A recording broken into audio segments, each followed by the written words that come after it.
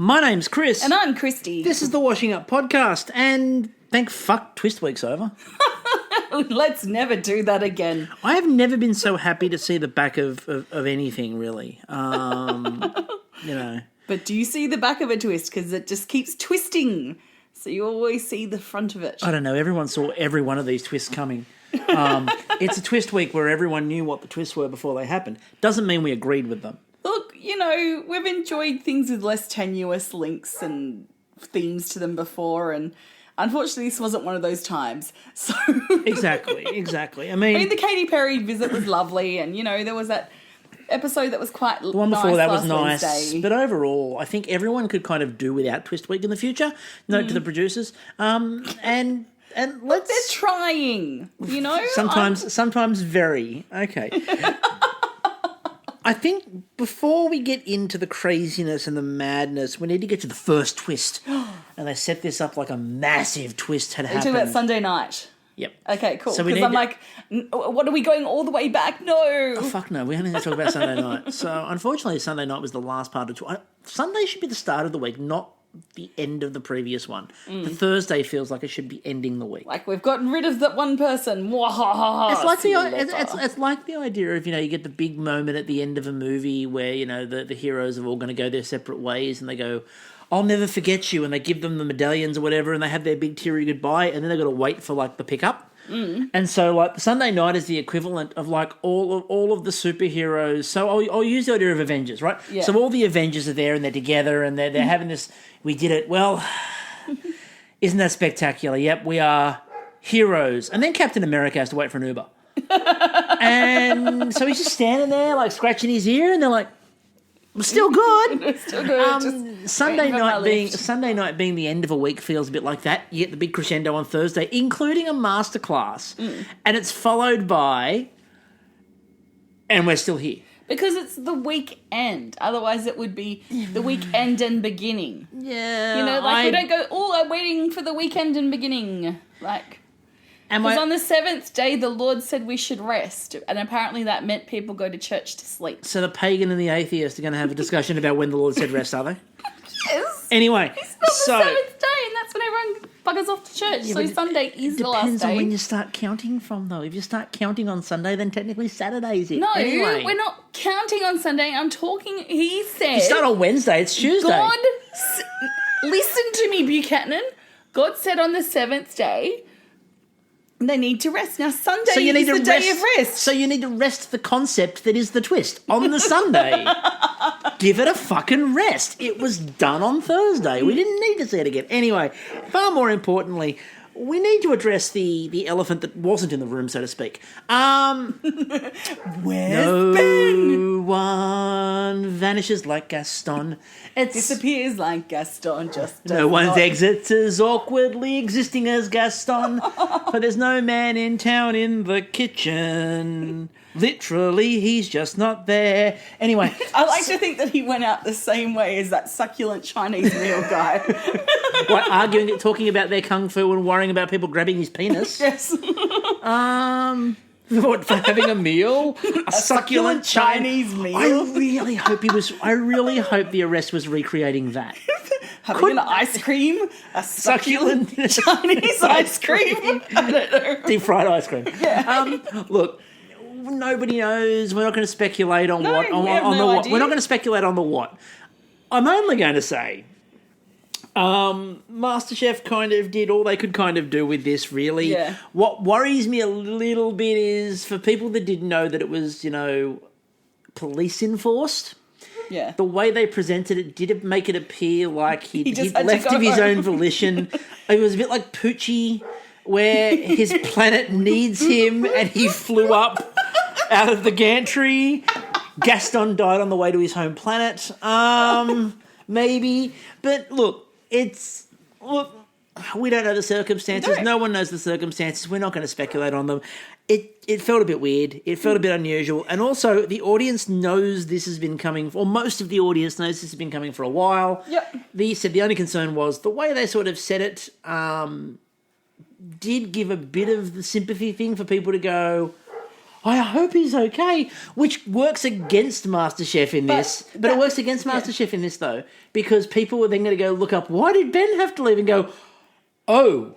Yeah, but from the articles, it's very clear that there's still an ongoing police investigation. So and he's been arrested, but he hasn't been proven guilty. So, it's one of those things that you can't legally go and say, well, he was turfed off to jail because, he was eating a chocolate Chinese milk. Yeah. But no, look, I don't think they should do that. But look, it's really hard to work out a way to do it. I mean, the other big, at least they worked this out. Yeah. Because I mean, unlike things like, for example, RuPaul's Drag Race, where they've had to do the whole Sherry Pie has been disqualified thing, and then of course she makes the final, and they're just trying to redub the fact that like all the queens on Twitter are just trying to say there was always a final 3. It was never a final 4. It was always a final. Imagination. What do you mean? What do you mean? And like that would have been really awkward. So look, the positive is it happened here, and not maybe grand final week, which could have been particularly awkward and particularly weird. But if it was a real competition, you remember that? That chant they do at football, you're going home in the back of a paddy wagon. Just like you're going home in the back of a paddy van. Oh, that could have been fun. Just the gantry. Look, the gantry has yelled out so much random shit this season. The very least they could give us is that, look, the best things they've done have been chanting. So while we're here, let's quickly talk about the drinking game. Because I did include a square because we felt it was time. Gaston is gone, so well done. All right, we also had judges use random Aussie slang. There were so many chances tonight. Like, Andy could have gone about Reynolds' bloody sponge cake. I was dry as a dead dingo's donger. Like, I think possibly half drinks for those ones. Everything Andy says is some form of Aussie slang. Kingfish. Didn't see kingfish ceviche, did we? No, we saw other types of fish. The Vespa. We did see the Vespa. A group hug. I like it. We saw the Vespa in slow panning motions, like close-ups of the Vespa. I think they're trying to make up for last week's We saw the Vespa's ass starting tonight. Now, baby got back. Actually, baby got boot room. Anyway, group hug? Yeah. Yeah. Not yet. A Poe cook without a hint of peril. Well, that was tonight. Oh, no. No. She fucked up the rhubarb. She fucked up making rhubarb. Ice cream. We had granitas, we had sorbets. Yeah, we had the Earl Grey ice cream tonight. The Earl Grey ice cream. Was it an ice cream or a sorbet? Yes, it was an ice cream. Okay, I wasn't sure. Oh. They said the word sorbet and I got confused. Anyway. Now I'm confused. No, there was a granita. We'll find out. It was fucking shabootle. We'll get to that. Okay, yeah. And the contestant steps out of their comfort zone. Yeah, we had that a few times. Brendan became captain tonight. He said, I'm out of my comfort zone. Hibachi. Yes, there was a hibachi tonight. They did the squid on it. They did. They did the squid. Well, some of the squid. They did the squid, yes. All right, so... Awkward transitions. And look, we know a thing about awkward transitions. What do you mean?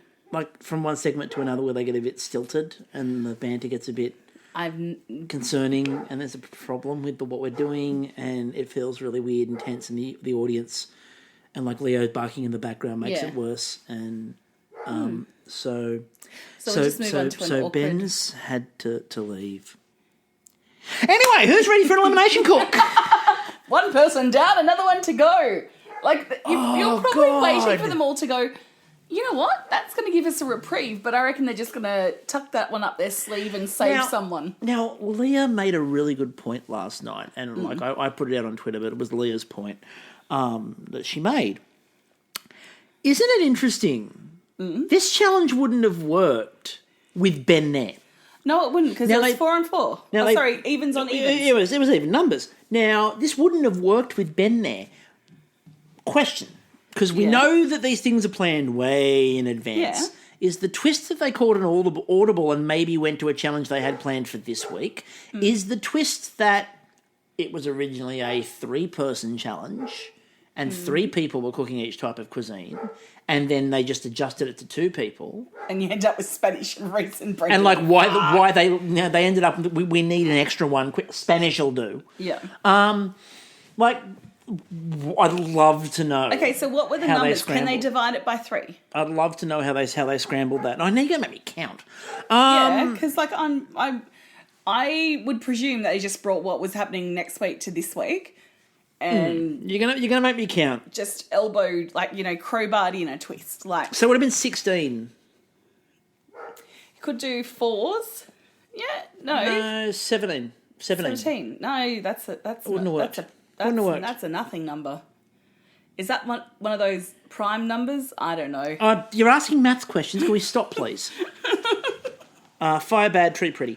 Okay, so we had then the different types of cuisine that popped up. A la cuisine. And they were suddenly told that they had to cook against the person next to them. Yeah. Now, for some of them, apparently this was gut-wrenching and horrendous and terrible, and it was a real emotional battle for Brendan and Reece, for example. Not forgetting the fact that A, they were already in another series with each other, B, they've been in this series, and they're realistically cooking against each other the whole fucking time. But, you know, it was more personal because it was one-on-one. Mono on mono.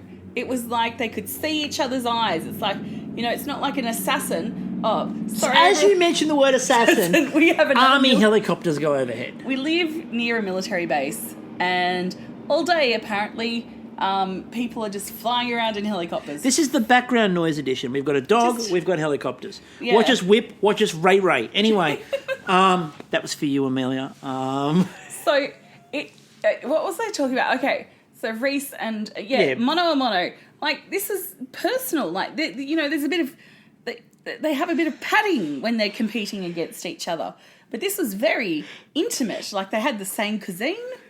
I mean... It was, you know, you do or die. It was them or you die or I die. I mean, it was interesting because, I mean, obviously with Reece, he's got his background to worry about there because obviously, as Emilia pointed out last night, he's Chinese. Like when she got really geographically confused. And like, you know, you're Chinese? It's like, I'm doing Spanish. I'm doing creme catalan. They're very close to each other. Creme catalan. So we also had the other interesting one for me. So we'll go through sort of the different cuisines. Hayden did dumplings. He did. Now... I kind of feel like poor old Hayden got stitched up a bit. So Hayden's inspiration for making the dumplings is that he cooked them for Reece and Brendan the night before. And they had told him how much they liked it. And Twitter hypothesized that maybe, just maybe they were being nice. And poor Reece is like, well, they loved them. And like Reece and Brendan look at each other going, fuck, dude, I didn't mean that. No, they were probably very nice when they were cooked. But unfortunately, the element that Hayden decided to not go with was the whole cooking part. Yes.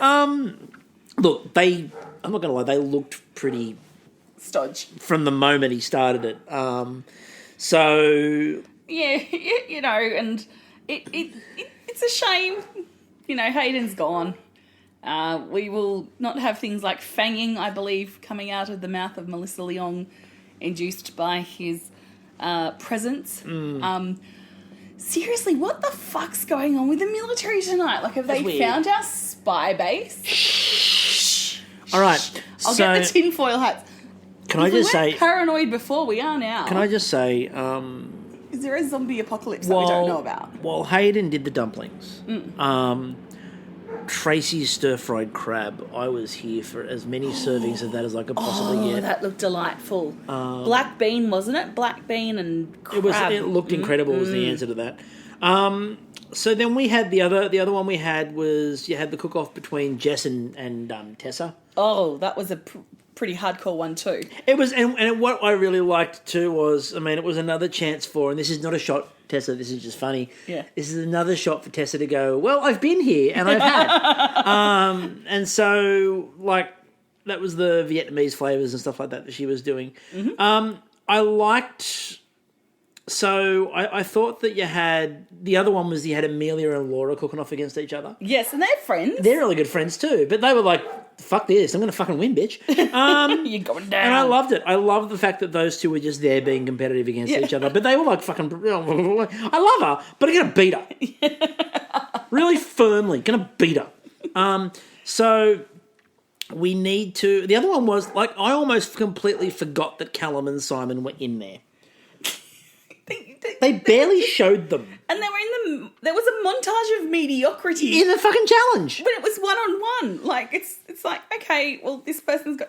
Were they?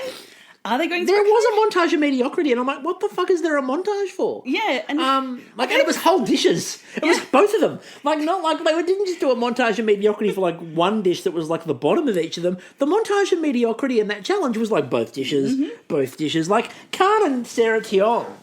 Like, their Italian cook-off, which Khan was so impressed with. Poor Khan, he was really looking for a use for turnips, no doubt. But poor Khan, he's like, I told you we were going to get this one. So, Sarah, look, to be honest with you, if I'm Sarah Tiong, if I have not learnt how to make really good pasta by having Laura in there, I'm not trying hard enough. No. And then, obviously, you had, Khan... there could not have been more seafood in there. It looked spectacular. Yeah.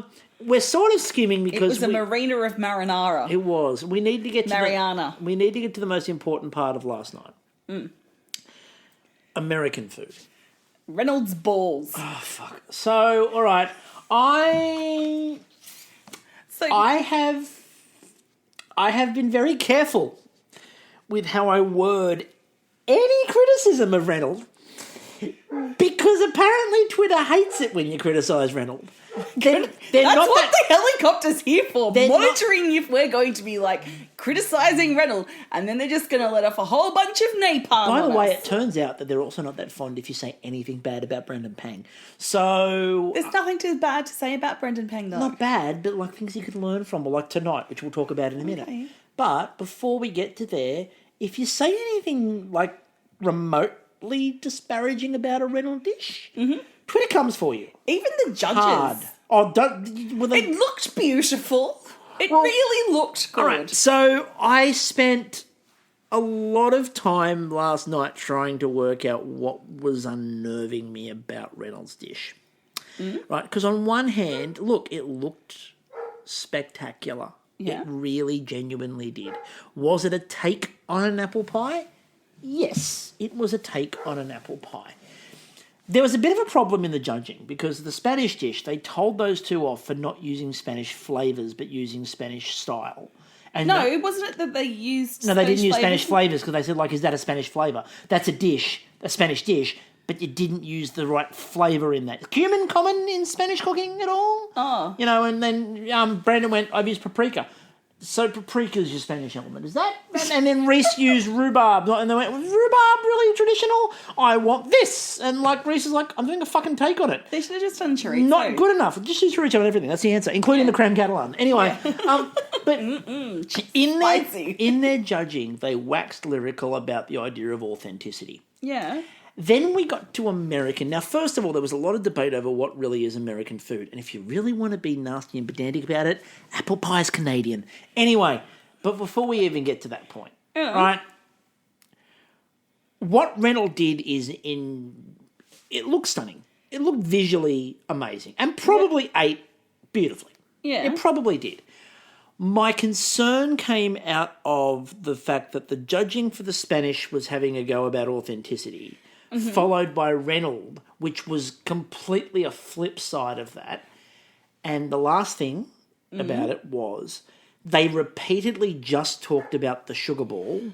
Yes. And ignored anything that Sarah Claire did. To the point where they criticised the fact that she included carrot and celery on the side, which is done. Okay, I'm just going to break in here because I need to say a few things. One... Yes, you should be using fucking Spanish flavours because that's the whole point of this whole thing. You have to have something that's recognisable from that area. If Sarah Claire had chosen instead of to make wings but to make a hamburger and she used things like fried chicken and kimchi, which are, obvious, like, the fried chicken can be, or is also, American food, but it's also Korean. And if you add the kimchi onto it, then it's definitely Korean. She's using Korean flavors, not American flavors.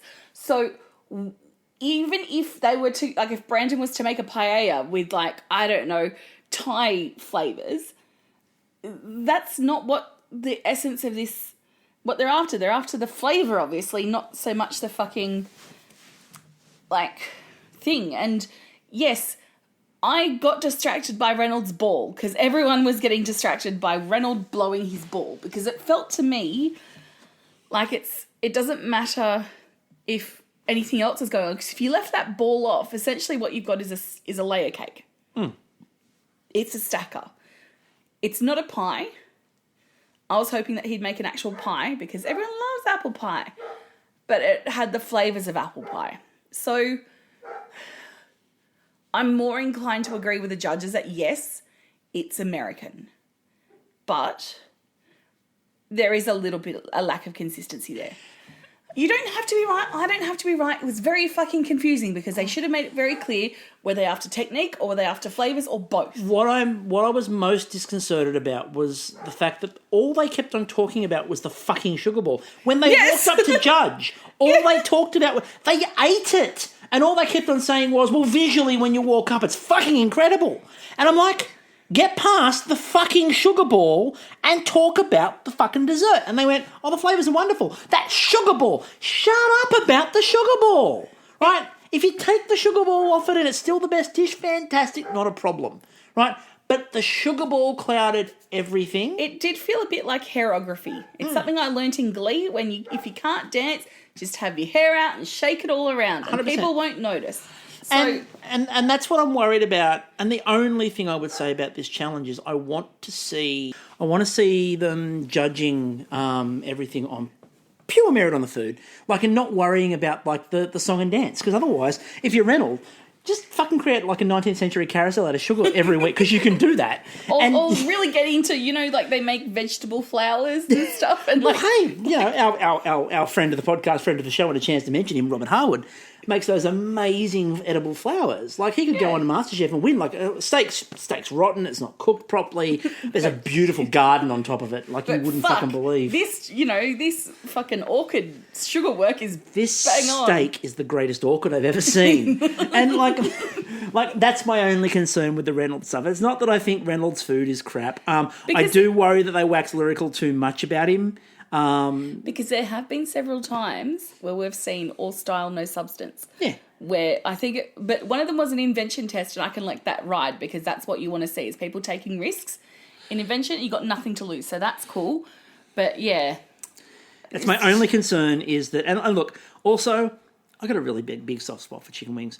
And I thought that Sarah Claire's chicken wings looked fucking incredible. Uh-huh. And again, the only criticism, hot sauce. And the only criticism that Jock had was, why did you put celery and carrots with them? I don't like that. And I'm like, that's fucking traditional. Oh my God, Jock. That was confusing to me. This guy, Jock has not been anywhere but from England and France and Italy. I know what the problem is. I know what the problem is. What? He's Scottish. Oh, yeah, what the fuck? You got these vegetables next to it. Why is there a carrot? I believed there was fried chicken on offering. And the next thing you know, I believe there was spicy chicken wings. And the next thing you know, you're forcing me to eat a vegetable. It's got to be the problem. So, I don't know. And then so we had everybody went into the next challenge, and the twist was there was no twist. The twist was it's just cook something with these flavours. Now, they had the wide array of flavours that they could pick from. Mm-hmm. They had a vast array of flavours. Apple and cinnamon, to which Reynold just yelled out from the gantry, just replicate my dish. And everyone down the floor was going, ugh.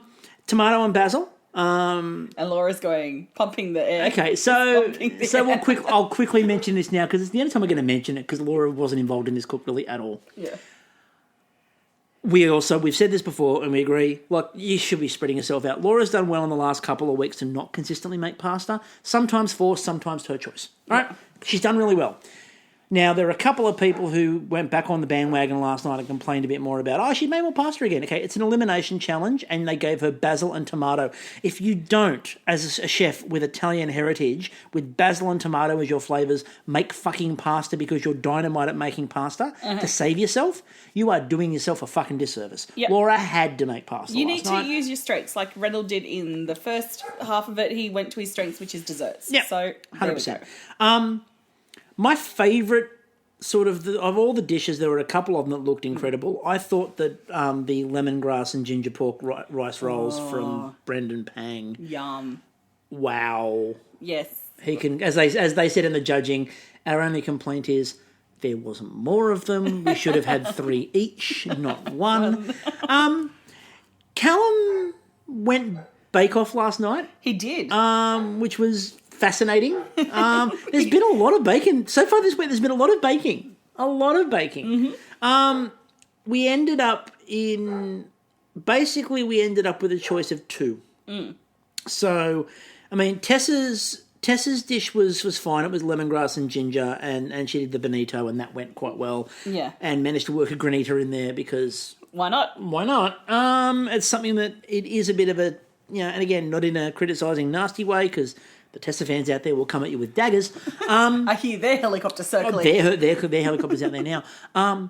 Granita is a very Tessa thing. She does a lot of them. Yeah. She does them well, but she does a lot of them.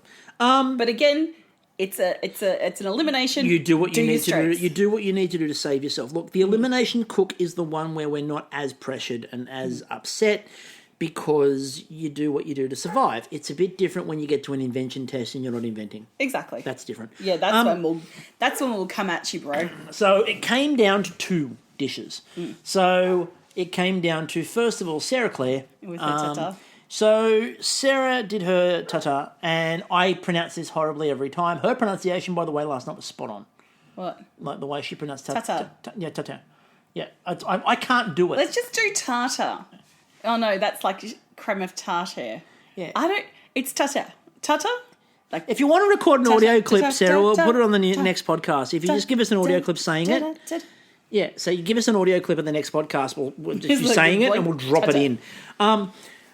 It looked really good, but Jock, it's on her menu in Tasmania. Jock was confused by the wafer, which I thought was... But that's part of it. Did you just scoop it up? Pop it on there. Yeah, but he was confused about... He didn't like the wafer. And, I mean, the big drama that she had was the egg yolk. But they didn't mention the egg yolk. No, the egg yolk was... They were fine with the egg yolk. They weren't... They didn't like the balance of the way that she'd sort of balanced the flavours, which she had to use. Remember, she had to use the ingredients But she didn't have to use them in that way. That's the whole thing. It was beetroot, and she had beetroot in there, horseradish, Yep. And so they weren't sure on that. But Hayden, on the other hand. Yes. Poor Hayden. Now, Hayden and cooking last night, he went to both extremes. Overcooked one, undercooked another. So he undercooked the dumplings, obviously. Yeah. But then, unfortunately for Hayden, it was very over. And he was like, on Twitter I did see him go, I don't know really if it was that over. And you looked at it, it was like, no, it was not good. No. And they said the other flavours didn't work with what he did either, and there was a lot of problems there. So unfortunately, he has to go home. So we lose Hayden. They said, we can't wait to see what you're doing now. I can almost hear him say, go to 10 Play, and you'll be able to find on there Taste of Australia with Hayden Quinn. So, I mean, but plus side, it'll be easy for them to work out what Hayden's doing next. Yes, exactly. That'll be important. So that brings us, of course, to tonight's challenge. Tonight. It was beautiful. I liked the setup of the long tables. Two long tables, one pink, one yellow. 2 houses divided. I liked the fact that, first of all, Matt Stone and Joe Barrett are fantastic. Yep. Both of them are fantastic. They're both about food waste, which is kind of ironic given last week we had contestants throwing food out left, right and centre. They do this every year. Like, again, poor Ben from last season going, they're talking about food waste again tonight. I get the feeling my duck's going to come up. But can we also just take a moment and say, look, at least they're giving us a hard go, and they've obviously got shit in the background that they do to minimise food. Oh no, waste, they work with Oz Harvest and all that. Exactly. I'm not. And I presume all those shoe buns were suddenly like dipped in chocolate and filled with cream. I'm assuming everyone ate them, but Again, 100%. Genius move. But we've had a few times now. Like last week in a couple of the challenges last week when they kept on changing everything, like Brandon Pang threw out an entire dish. Like they had halfway through preparation of meat that you then can't repurpose once you've got like, well, that's done. Like, and just scrapped it when they changed the mystery box on him. And I think maybe a rule for future challenges they should actually bring in is once you've started the preparation, even if they do change an ingredient, you've just got to come up with a way to use that ingredient. Just to prevent food waste. Because I know they do a lot, but I want to see them doing more.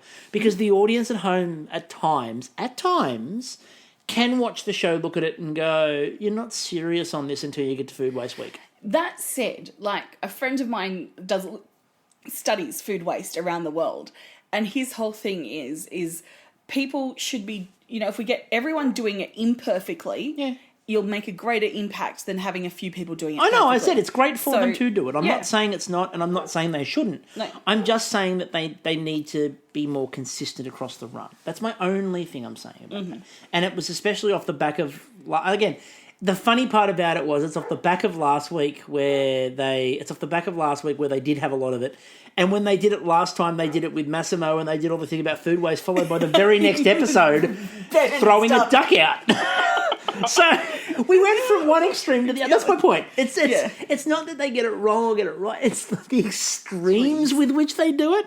But it's good to have both of them in the kitchen. That was really good. I also love the fact the Masterchef Twitter account tagged him as Matt Moran. That was fun. Matt Moran goes, what? Matt Moran's like, I'm not fucking anywhere near the kitchen. No, Maggie, I'm not cheating on you. So we had two teams, right? They divided them in two teams. You had the pink team. Yes. And we had the yellow team. Now, with their captains coming out, Reece and Brendan, I just felt like they were very Pokemon. Like, Brandon was just like Pikachu and, what's that pink? Oh, fuck, I always do this. I forget its name. Pink, cutesy one. I'm not going to go with what you want. I'm going to say Licky Tongue because that's pink as well. Fine. That's funnier.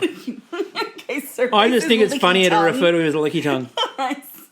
So just, just cutesy Pokemon. Just like, the cutesy Pokemon, Licky Tongue. Licky Tongue. They're trying to build up this rivalry, and it's like, but we know you both are sweethearts. Pikachu and Licky Tongue together at last. It's the battle we've always dreamed of. I like the fact, first of all, they're going to different aprons. I like that. I'm a big fan of different. Yeah. I'm a big fan of different aprons. So we had on the two teams. So Matt had a savoury team, and they got to pick their own teams, and then got told what they were cooking. Paul Reynold was like, I want to cook savoury. Reynold actually was trying to cook savoury, and they dragged him to desserts. He's like, fuck you guys. I didn't want to cook savoury. I'm just drying out this sponge. You had Brendan, Tessa, Simon, Laura, the two Sarahs, and Con. And then you had Reece, Reynold, Poe, Jess, Callum, Tracy, Emilia. So I thought that they're two really good teams. Now, I'm going to start off by just saying Reynold is getting a lot of the hype. Reynold is getting a lot of the publicity, and you would expect that. Yeah. Can I just say at the moment that Emilia is doing a lot of very heavy lifting on dessert right now and doing better. And Jess too, but Jess is doing a lot of savoury as well. But I'm talking about in terms of desserts right now. Yeah. Emilia is knocking it out of the park very quietly. Reynold is getting a lot of focus. Like even tonight, Emilia did the first one and nailed it. Yeah, even like helping with the Poe, and the whole, like if we had it laid out like this, we can just easily, lift those out and pop them on the plate. And the focus at the end of it was all about Reynold again and his cakes. And were they dry or not? And then how to fix it. But we'll come to that because they went for the most complex solution to a simple problem. But so the idea was it was the pressure test. You had to all get together and you had to work out what you were going to do as a team. Now, you've got not loud captains. You don't need to be loud, but no. Reece is very good verbally and very good at sort of talking to people. Yeah. Brendan is not as good as that. And he did his own talking head. He's a quiet person and you can see that. He's an introvert. And that's cool because, there are introverts out there. But what I loved tonight was that he had a mentor there And he acknowledged that that's what he was there for. Yeah, and the mentor said, look, you need to talk. Yeah. Matt said to him, look, because he did this voiceover where he talked about the fact that he doesn't say anything in his food truck. It all runs. It's all like friends and close family, and it all runs. And that's a food truck, and that's great. It's fantastic, and that might be his management style for that. But then in the same breath, and this is something that I think is really important to understand what was going on in that kitchen. In the same breath, he says, "But I'm here to learn how to do the more verbal style because I need to be more verbal if I'm going to run a kitchen. Yeah. So I need to learn how to do that." And I think that's where he came at this from. He didn't see it as people trying to drag him, kicking and screaming to a different style. Yeah. He's like, I need to learn. And this wasn't like, you know... He didn't say scream. One of the previous penises coming up to him going, no, you need to be on him, man. You need to be in their face going, rah, rah, rah. I know normally at this point in time I'd come up with a completely different person, but that is the best George Columbaris I've ever heard. It's trying to do Gary Meehan. But you know, you'd have one of them come up. Good crock and bush. They would be up in their face going, come on, you've got to hustle, blah, blah, blah, blah, blah. You need to yell at them. No, it was... Talk. It was just talk. It's like communicate. And because when you went over to Reece's team, you know, Reece is there. He kept the morale up. He's communicating. And he's not breathing down people's necks. He's, you know, he's marshalling... Reece even marshalling the troops, just kind of like... He was the host. Yeah, he was. But a leader host. He was the leader host. He was a cruise ship director. Now, he was indeed a cruise ship director. Now, I mean, we'll sort of jump all around in this one, but we'll actually start at the end of this. They were worried about how dry Reynolds' cake was. So was Twitter, by the way. Twitter saw the Reynolds' cake and went, that doesn't look good. So they're terrified about that.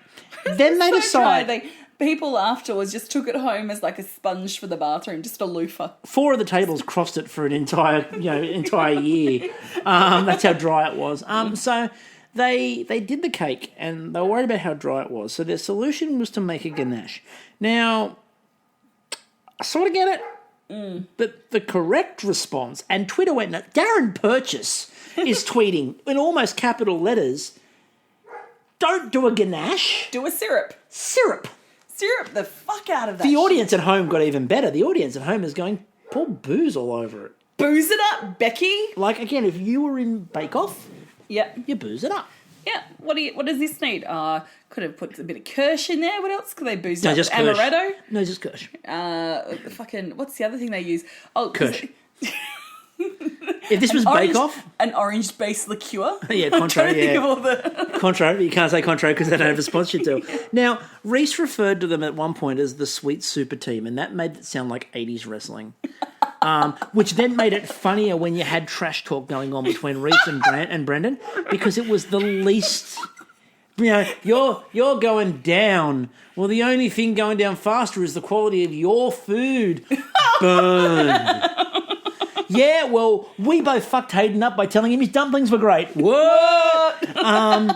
It was the weirdest wrestling challenge ever. I mean, their cage match would be in a white picket fence, right? It'd be the white picket fence. Drink breaks, like, you know, plates of little trays of orange quarters to come out. They'd serve each other some lemonade, and just be like, you know, patting each other's forehead. Should we get back to it? Yes, we should. Okay. Very well. What I really... It was also interesting. I thought Poe had an interesting role in this episode because I'm starting to get the feeling that Poe actually wants people to start speaking up. I got the feeling tonight that she actually wants people to challenge her and that she's not happy that people aren't. Now, there's 2 reasons why. The first one was when she was talking about Emilia, she was talking about the fact that I like that she's so forceful in her nature and I'm a bit more... And I'm like... Scatterbrained. I know how she feels. She's artistic and she doesn't... And I think she was happy to be paired with someone who would actually just go, we have to do this. Yes, I like that. I like people who would give me clear directions on how to do things, because when I... like, don't get me wrong, in my line of work I have to use my brain quite a lot and I have to be very open-minded and see things, you know, 6 miles ahead. Yeah. But in organised tasks like that, sometimes I need someone to come along and just go, rein that shit in, because when you've got a very big open brain, you know, you need the person with the detail. You need the person with the details. You know, for example, like Poe was like, "This is how I cook rhubarb at home," and that's fine, Poe. When you're at home, cook rhubarb like that. But then Amelia's like, "No, we need to cook it in a tray," and the reason for that is no, well, it wasn't Emilia. Well, that was Joe. Joe, yeah, we need to cook it in a tray because we need them to cook evenly and quickly, and we don't have time, and the tray's got to heat up because that's half your bake there. Yeah. And then Emilia said, we need, and when they're all lined up like this, it makes it easier to plate because we can just pick up 3 and pop them straight down on the plate. And this also shows the difference between working in a restaurant and doing a lot of home cooking and a lot of TV cooking. Yeah. Because, again, Emilia's worked in restaurants and knows a bit more about the past and stuff like that. Mm-hmm. Whereas Poe's, I mean, yes, obviously there has been restaurant experience there, but most of her stuff is television-based. She's an artist. She's creative with stuff. Exactly. But that's the point. Yeah. Emilia was brilliant on that challenge because Amelia's like, no, this is how we do it, right? And again, Poe's come up with this really convoluted, arty high order of maybe we make pyramids out of the rhubarb and then the pyramids will heat because triangles are strong and warm flavours come from the triangle. And energy is channeled. And then we channel through the chakra through the middle, and while we do this, and then Amelia's like, or we could maybe warm the tray. And choking on air here. We could warm that. That was because you're in a triangle. Yes. And then, like, you could warm the tray, maybe, and then, like, with the tray being a bit more warm and, like, flattened out in 3 so you can just lift them and move them. That might be a way to do it too. And Poe's like, but I'm halfway through building a swan. Like, I built a rhubarb swan. And Amelia's like, flat will do. I just like to think, right, you know, I know they're not living in a Masterchef house, but you go past Poe's apartment, wherever they're staying, and, you know, she's got this half-configured, like, fucking sculpture of something that she's working on. It's baking sculpture, right? It's just completely made out of different bakes that she's, like, interested in, and every day she adds a new bake to it. I like the idea it's actually made up of something she's stolen from every MasterChef contestant that they don't know is missing. One component that she found. We find out at the end of the series that Poe is a kleptomaniac who has just been stealing stuff from people to make the artistic impression of baking. Yeah, Simon's like, my tweezers that Colin Barris gave me, where are they? Well, they're, you know, integral. Somebody needs to be a beak. So Khan's like, I am sure I had 5 more colours of my shirts here. My You Are Loved shirts, where are they? And she's like, and go back to Poe's place, and she's like, oh, I've got the blue and the teals. This is going to be making a beautiful mermaid tail of my sculpture. So Reece also, Simon decided to describe himself and Sarah Claire as 2 peas in a pod. And I was unhappy with this because I don't like peas. I like those too, but I don't like peas. Like, can't you just be like 2 mandarins on a branch? That'll or like 2 pieces of chocolate on a chocolate bar. Or because they don't last very long. 2 you want scoops. them to last. Maybe you say 2 peas in a pod because peas will last a very long time because people will actively avoid them. Quite possibly. Quite possibly. Let's go with that. Let's go with that one. So it seems like Sarah Claire and Simon are just sitting there with people actively avoiding them. It's like, what? And they're like, your peas, dude. Your peas in a pod. See you later. So we have to now discuss the sexy problem. What? You motherfuckers don't know what it's at. What? Stop bringing sexy back. No, it's delightful. No, it's not. Like sexy not food. Not when every single dish is described as sexy. Like every single dish. Every one of them. I mean, last week it was gorge. Khan was saying gorge every 2.5 seconds. This week, everybody was saying, oh, that's sexy. Oh, sexy. Well, maybe it was. Maybe they're all turned on, like the cauliflower and Simon. Sarah Tion can get away with that. Mm-hmm. Like when she's talking about her pork and the dish of the day, where she went, oh, that's sexy. Mm-hmm. She can get away with that once. Right? Simon, understandably, we said he has cauliflower issues. And look, Masterchef incorporates... Cauliflowerphilia. Masterchef incorporates... Flortphilia. Masterchef incorporates all types. You know. And good for you. We embrace all sexualities that are consensual and adult. It's not harming anybody or any vegetable. And look, it's consensual and good for him. But the number of times that people describe the dish as sexy, especially when the dishes weren't particularly sexy, that was probably my What do you biggest... want them to describe it as? Erotic? Or, wow, that's really, like, giving me an erection? Like... Who is getting an erection? Well, instead of saying sex, I mean, that's essentially... Apple and fennel sorbet turns up. That's fuckable. Like Apple and fennel sorbet turns up with a bed of rhubarb. Is sexy the word coming to mind? Or maybe a life raft with like a glob of sorbet that looks like a dead body resting on it. Because so many... Poe is in there. She's creative. Get Poe to describe these dishes. As I said, the apple and fennel sorbet, I would have described that dish, and I'm looking at it right now in front of me, I would describe that dish as a life raft with a body sort of floating on it. Right? a blob.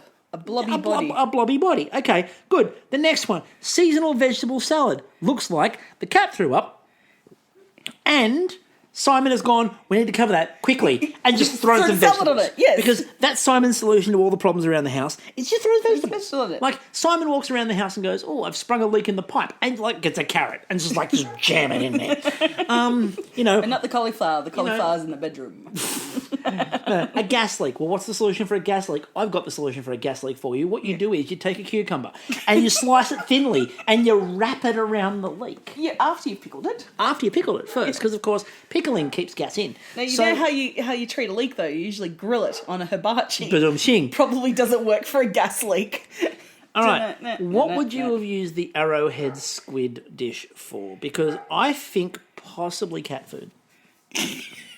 Look, it felt a bit Cthulhu to me. Like, just when you think you've seen all of the squid, there's fucking more of it. Cthulhu's Revenge. Why did they is. call it arrowhead squid? It should have been Cthulhu's Revenge. It should have been. It was like a Jules Verne novel. It's just with a bit of a bit of what's his face? Not L. Ron Hubbard. Who wrote fucking Cthulhu? You know who I'm talking about. Don't Leave Me Hanging. Lovecraft. There we go. I was going to leave you hanging. You fucking prick. See, I had Moby Dick vibes as well. It was like a leftover from Moby Dick. Yeah. I mean, I get where they're coming from and I really appreciate they're using the whole thing, but you got to know when it's enough squid. Also, and I think it was Degustation, on Destination on Twitter, who pointed this out. They could have used it in other dishes. You don't have to use it all in one dish. You don't have to use all the squid in all the dish. The most intriguing dish for me of the night was the kangaroo. Oh, I was down for that. So, interestingly enough, Twitter had a bit of a conversation going about kangaroo, and a lot of people were really dodgy on the kangaroo idea. I, on the other hand, love kangaroo. I was dodgy on the beetroot. Right, it's very well known that I'm not the biggest fan of beetroot in the plant. Like Kristie going to keep skipping under me. So I'm dodgy on the beetroot, but I love kangaroo. When cooked properly, kangaroo is absolutely delicious, and I love eating it. So I'm looking at that dish going, you know what? Look, I'd be prepared to do the beetroot side of things for that kangaroo because it looked beautiful. Look, I have an emotional kind of avoidance to eating kangaroo, and it's not why you think oh, she doesn't want to eat something cute and furry. No, I eat cute and furry things all the time, or delicious cute and furry things. So God, now it sounds sexual. Yeah. What I'm getting at, right? I can't wait. When in my late teens, early 20s, I went on a couple of dates with guys.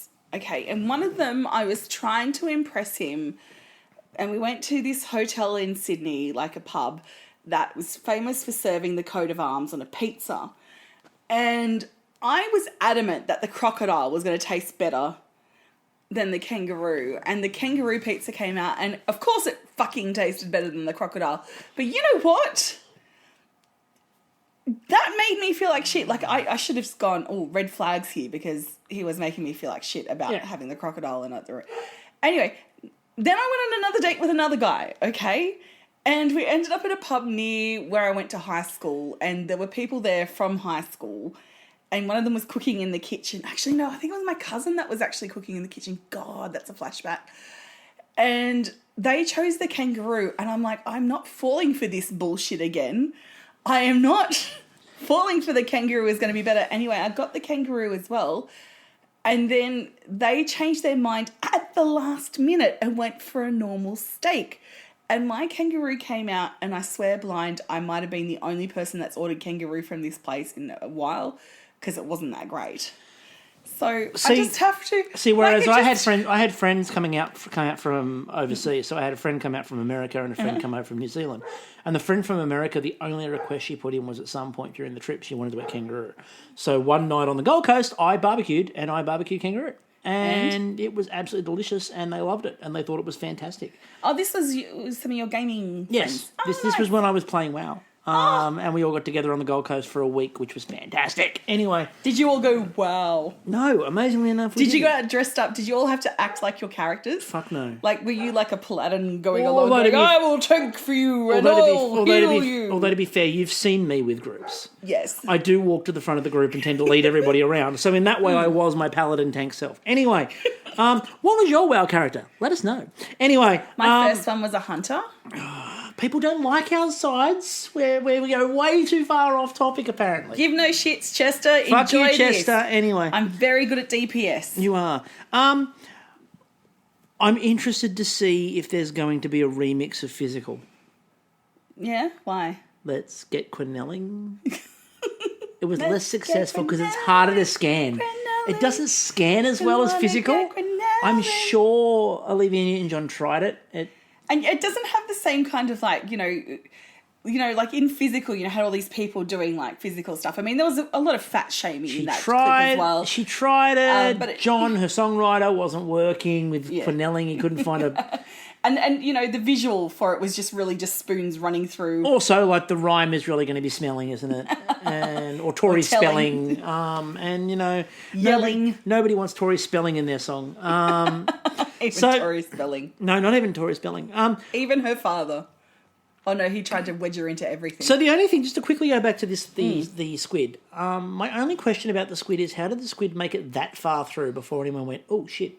A bit too much squid. Like that was my only concern. Because they were too busy prepping it. So instead of thinking about how they were going to use it and testing how they were going to use it, they were too busy rubbing it down like, this squid, fuck me, it has had more spa treatments than the rest of us have for the past 2 months. Well, I mean, one, because all the spas are closed down. Well, Pang was also talking about the fact that part of the problem was he was, I think, stuck on a prep that he shouldn't have been stuck on. Mm-hmm. And that was one of the things that Matt did that was quite good.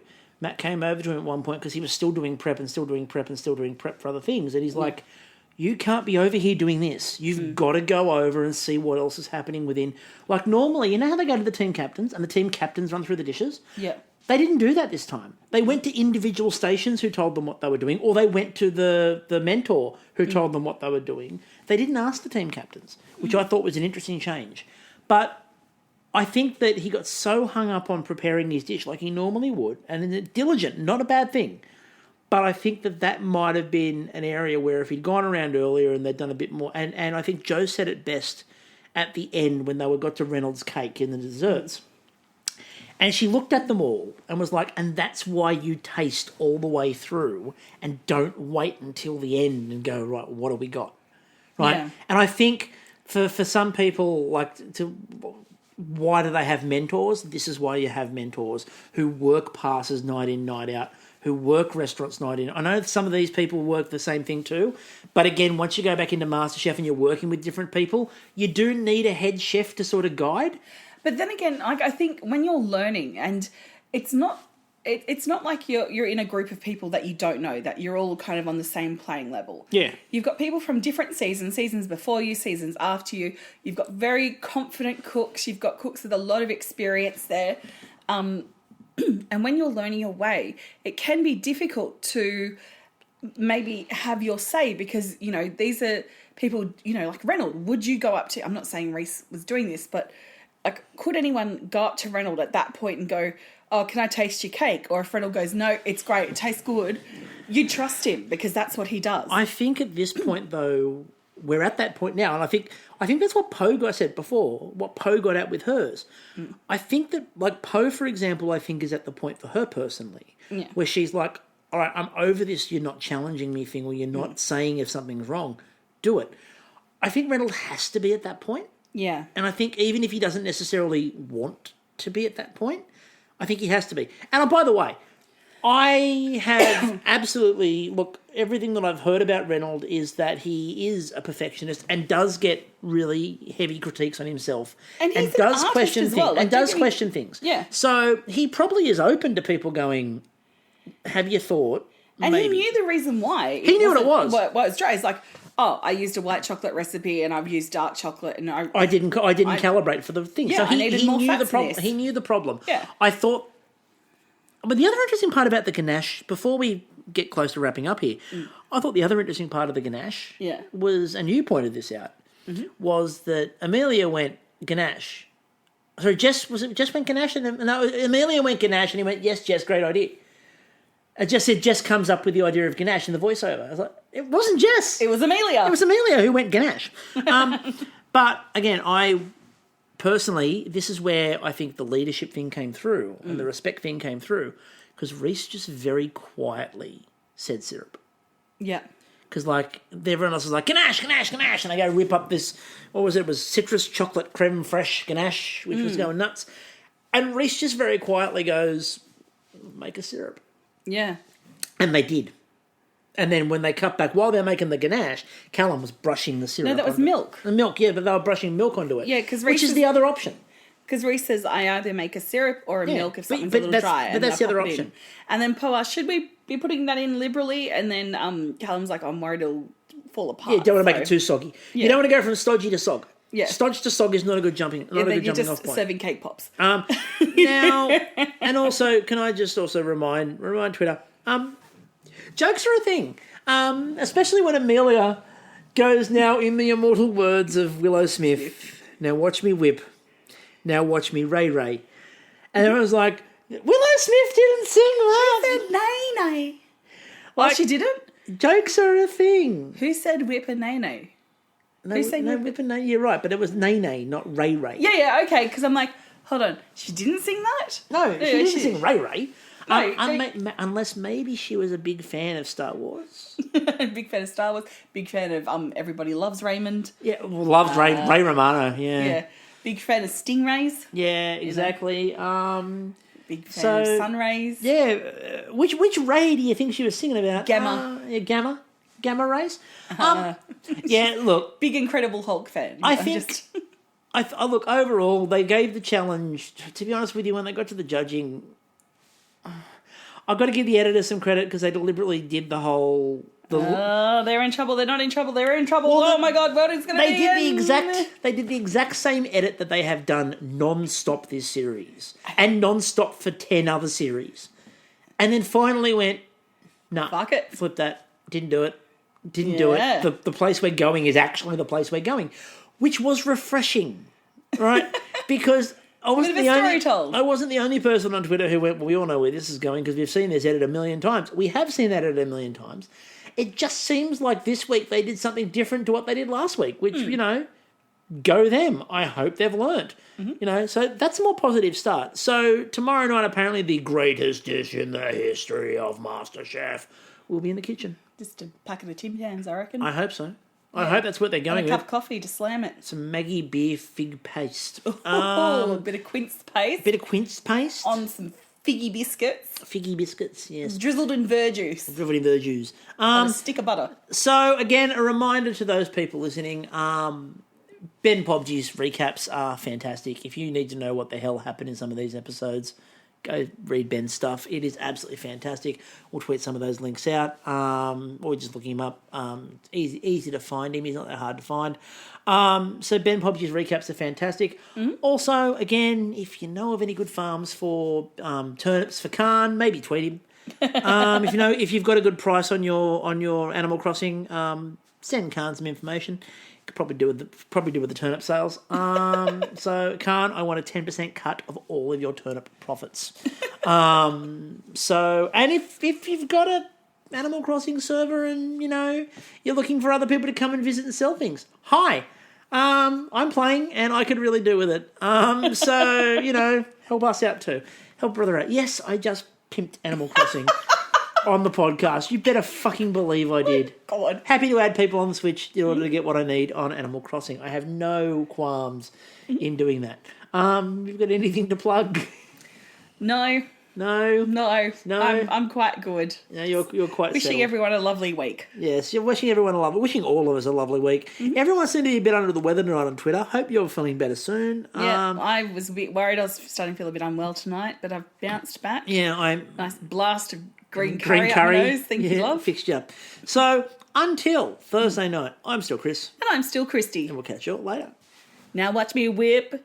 Now watch me Ray.